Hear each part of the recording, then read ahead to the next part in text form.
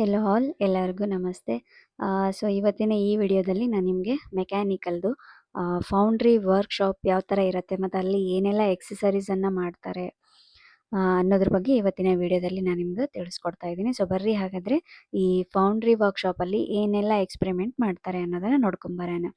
So actually ನಮಗೆಲ್ಲ ಗೊತ್ತಿರೋ ಹಂಗೆ ಫೌಂಡ್ರಿ ವರ್ಕ್‌ಶಾಪ್ ಅಂತ ಹೇಳಿದ್ರೆ ಸಮ್ ಮೆಟಲ್ ಕ್ಯಾಸ್ಟಿಂಗ್ ಮಾಡೋ ಅಂಥದ್ದು.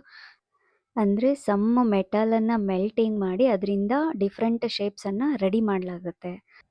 ಸೊ ನೀವಿವಾಗ ಇಲ್ಲಿ ನೋಡ್ತಿರ್ಬೋದು ಒಂದು ಮೋಲ್ಡಿಂಗ್ ಬಾಕ್ಸ್, ಬಾಟಮ್ ಮೋಲ್ಡಿಂಗ್ ಬಾಕ್ಸಿಗೆ ಸೆಂಟ್ರಲ್ಲಿ ಒಂದು ರೆಕ್ಟ್ಯಾಂಗಲ್ ಪ್ಯಾಟ್ರನನ್ನು ಇಟ್ಬಿಟ್ಟು ಕರೆಕ್ಟಾಗಿ ನೀಟಾಗಿ ಅದಕ್ಕೆ ಸ್ಯಾಂಡನ್ನು ಫಿಲ್ ಮಾಡಿದ್ದಾರೆ. ಸೊ ಅದಾದಮೇಲೆ ಎರಡೂ ಕಡೆನೂ ಕೂಡ ಗೇಟನ್ನು ಕಟ್ ಮಾಡ್ಕೊತಿದ್ದಾರೆ. ಬಿಕಾಸ್ ಆಫ್ ಕ್ಯಾವಿಟಿನ ರೀಚ್ ಆಗೋದಕ್ಕೋಸ್ಕರ ಎರಡು ಸೈಡು ಗೇಟ್ನ ಕಟ್ ಮಾಡ್ಕೊತಿದ್ದಾರೆ.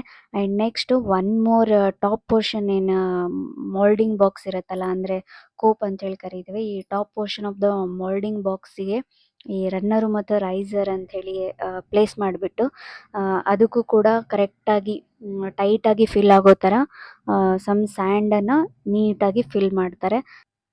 ಸೊ ಇವಾಗ ರೌಂಡ್ ರೆಮರ್ ಆಗಿರ್ಬೋದು ಅಥವಾ ಸ್ಟ್ರೈಕ್ ಆಫ್ ಬಾರನ್ನು ಯೂಸ್ ಮಾಡಿಕೊಂಡು ಸ್ಯಾಂಡನ್ನು ಕ್ಲಿಯರಾಗಿ ಆ ಸರ್ಫೇಸ್ ಏರಿಯಾ ಕರೆಕ್ಟಾಗಿ ಈಕ್ವಲ್ ಆಗಿ ಇರೋ ಥರ ಇದನ್ನು ರೆಡಿ ಮಾಡ್ತಿದ್ದಾರೆ. ಸೊ ಇದೆಲ್ಲ ಆದಮೇಲೆ ಈ ರನ್ನರು ಮತ್ತು ರೈಸರನ್ನು ಈ ಮೋಲ್ಡಿಂಗ್ ಬಾಕ್ಸಿಂದ ರಿಮೂವ್ ಮಾಡುವಂಥ ಪ್ರೊಸೆಸ್ಸು. ಸೊ ಅದನ್ನು ಕೇರ್ಫುಲ್ಲಿಯಾಗಿ ರಿಮೂವ್ ಮಾಡಬೇಕಾಗತ್ತೆ. ಇಲ್ಲ ಅಂತ ಹೇಳಿದರೆ ಅದರೊಳಗಡೆ ಏನಾರ ಸ್ಯಾಂಡ್ ಮತ್ತೆ ಹೋಯಿತು ಅಂತಂದರೆ ಔಟ್ಪುಟ್ಟು ಬರದೇ ಇರುವಂಥ ಚಾನ್ಸಸ್ ಕೂಡ ಇರುತ್ತೆ. ಹಾಗಾಗಿ ಅದನ್ನು ಹುಷಾರಾಗಿ ರಿಮೂವ್ ಮಾಡುವಂಥದ್ದು. ಸೊ ಮೇನ್ ಇದೆಲ್ಲ ನಮ್ಗೆ ಔಟ್ಪುಟ್ಟು ಕರೆಕ್ಟಾಗಿ ಬರಬೇಕು ಅಂತಂದರೆ ಮೇನ್ ಕೆಲಸ ಏನಪ್ಪ ಅಂದರೆ ಈ ಸ್ಯಾಂಡನ್ನು ಕರೆಕ್ಟಾಗಿ ಫಿಲ್ಟರ್ ಮಾಡಬೇಕು. ಅದಾದಮೇಲೆ ಅದಕ್ಕೆ ಬೇಕಾದಷ್ಟು ನೀರನ್ನು ಹಾಕಿ ಕರೆಕ್ಟಾಗಿ ಎರಡೂ ಒಂದು ಲೆವೆಲಿಗೆ ಬರೋ ಥರ ಅದನ್ನು ಮಿಕ್ಸ್ ಮಾಡ್ಕೋಬೇಕು. ಸೊ ಅದೆಲ್ಲ ಮಿಕ್ಸ್ ಮಾಡೋದಾದಮೇಲೆ ನೀಟಾಗಿ ಈ ಮೋಲ್ಡಿಂಗ್ ಬಾಕ್ಸಿಗೆ ಅದನ್ನು ಫಿಲ್ ಮಾಡುವಂಥ ಪ್ರೊಸೆಸ್. ಸೊ ಇದೆಲ್ಲನೂ ನಾವು ಕರೆಕ್ಟಾಗಿ ಮಾಡಿದ್ವಿ ಅಂತ ಹೇಳಿದರೆ ಮಾತ್ರ ನಮ್ಮದು ಔಟ್ಪುಟ್ಟು ಕರೆಕ್ಟಾಗಿ ಬರುತ್ತೆ ಅಂಥೇಳಿ ಹೇಳ್ಬೋದು ಇಲ್ಲಿ. ಆ್ಯಕ್ಚುಲಿ ಇಲ್ಲಿ ಮೋಲ್ಡಿಂಗ್ ಬಾಕ್ಸ್ ಎರಡು ಇದ್ದಾವೆ. ಒಂದು ಬಾಟಮು, ಇನ್ನೊಂದು ಟಾಪ್ ಅಂತೇಳಿ ಕರಿತೀವಿ. ಸೊ ಟಾಪ್ ಪೋರ್ಷನ್ಸನ್ನು ನಾವು ಕೋಪ್ ಅಂತೇಳಿ ಕರಿತೀವಿ. ಇನ್ನು ಬಾಟಮ್ ಅಂತ ಪೋರ್ಷನನ್ನು ಡ್ರ್ಯಾಗ್ ಅಂಥೇಳಿ ಕರಿತೀವಿ. ಆ್ಯಕ್ಚುಲಿ ನಾವು ಈ ನಮ್ಮದು ಪ್ಯಾಟ್ರನ್ ಏನಿರುತ್ತಲ್ಲ ಆ ಪ್ಯಾಟ್ರನನ್ನು ಬಾಟಮ್, ಸೊ ಇಲ್ಲಿ ನೋಡ್ತಿದ್ದೀರಲ್ಲ, ಸೊ ಈ ಬಾಟಮ್ ಸರ್ಫೇಸಲ್ಲಿ ಇಟ್ಟು ಕರೆಕ್ಟಾಗಿ ನಾವು ಸ್ಯಾಂಡನ್ನು ಫಿಲ್ ಮಾಡ್ಕೋಬೇಕು.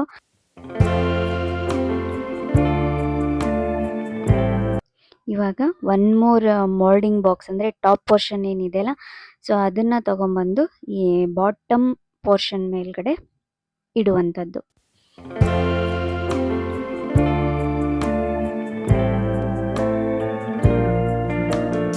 ಸೊ ಇವಾಗ ಇದನ್ನು ಇದ್ರ ಮೇಲ್ಗಡೆ ಇಟ್ಬಿಟ್ಟು ಕರೆಕ್ಟಾಗಿ ಯಾವುದೇ ಕಡೆಯಿಂದನೂ ಕೂಡ ಏರ್ ಪಾಸ್ ಆಗದೆ ಇರೋ ಥರ ಇದನ್ನು ಟೈಟಾಗಿ ಫಿಲ್ ಮಾಡಬೇಕು.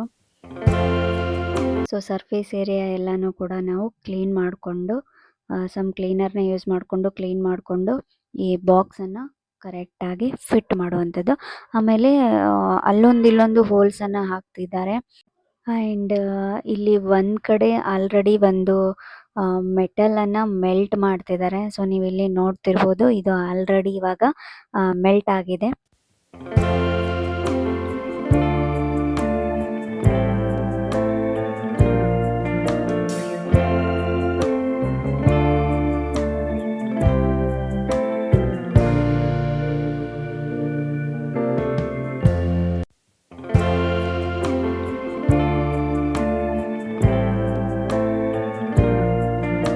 ಇವಾಗ ಇದನ್ನು ತಗೊಂಡೋಗಿ ನಾವು ಆಲ್ರೆಡಿ ಒಂದು ಮೋಲ್ಡಿಂಗ್ ಬಾಕ್ಸ್ ರೆಡಿ ಮಾಡಿ ಇಟ್ಟಿದ್ವಲ್ಲ, ಆ ಮೋಲ್ಡಿಂಗ್ ಬಾಕ್ಸಿಗೆ ಮೆಲ್ಟ್ ಆಗಿರುವಂತಹ ಮೆಟಲನ್ನು ಇದಕ್ಕೆ ಹಾಕುವಂಥದ್ದು.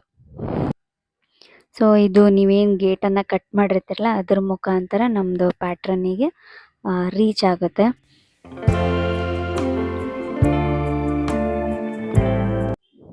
ಎಸ್, ಇವಾಗ ಇದು ಡ್ರೈ ಆದಮೇಲೆ ಈ ಟಾಪ್ ಪೋರ್ಷನ್ ಏನಿರುತ್ತಲ್ಲ ಮೋಲ್ಡಿಂಗ್ ಬಾಕ್ಸನ್ನು ರಿಮೂವ್ ಮಾಡಿ ಬಾಟಮ್ ಬಾಕ್ಸಲ್ಲಿ ನಾವೇನು ಪ್ಯಾಟ್ರನ್ ಇಟ್ಟಿರ್ತೀವಲ್ಲ, ಸೊ ಆ ಪ್ಯಾಟ್ರನ್ ರೆಡಿ ಆಗೈತೋ ಇಲ್ಲ ಅಂಥೇಳಿ ಇವಾಗ ನಾವು ಅದನ್ನು ಚೆಕ್ ಮಾಡುವಂಥದ್ದು. Yes, finally rectangle moulding shape ready ಆಯಿತು. ಆ್ಯಕ್ಚುಲಿ ಫೈನಲ್ ಸ್ಟೆಪ್ ಇದಕ್ಕೆ ಸೈಡ್ಸ್ ಎಲ್ಲ ಕಟ್ ಮಾಡ್ಕೊಂಬಿಟ್ಟು ಒಂದು ಶೇಪ್ ನೀಟಾಗಿ ಬರೋದಕ್ಕೋಸ್ಕರ ಸಮ್ ಬ್ರಷ್ ಹಾಕಿ ಅದನ್ನೆಲ್ಲನೂ ಕ್ಲೀನ್ ಮಾಡ್ಕೋತಾರೆ. ಸೊ ಇದೇ ಥರ ನೀವು ಬೇರೆ ಬೇರೆ ಶೇಪ್ಸನ್ನು ಕೂಡ ಇಲ್ಲಿ ರೆಡಿ ಮಾಡ್ಬೋದು.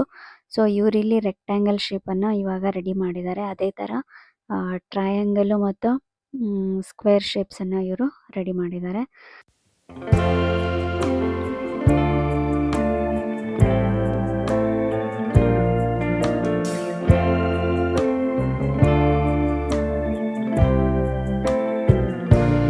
ಸೊ ಈ ವಿಡಿಯೋ ಇಷ್ಟ ಆಗಿದ್ರೆ ಲೈಕ್ ಮಾಡಿರಿ, ಕಮೆಂಟ್ ಮಾಡಿರಿ, ಶೇರ್ ಮಾಡಿರಿ ಮತ್ತು ಸಬ್ಸ್ಕ್ರೈಬ್ ಮಾಡಿರಿ. ಈ ವಿಡಿಯೋ ನೋಡಿದ್ದಕ್ಕಾಗಿ ಧನ್ಯವಾದಗಳು.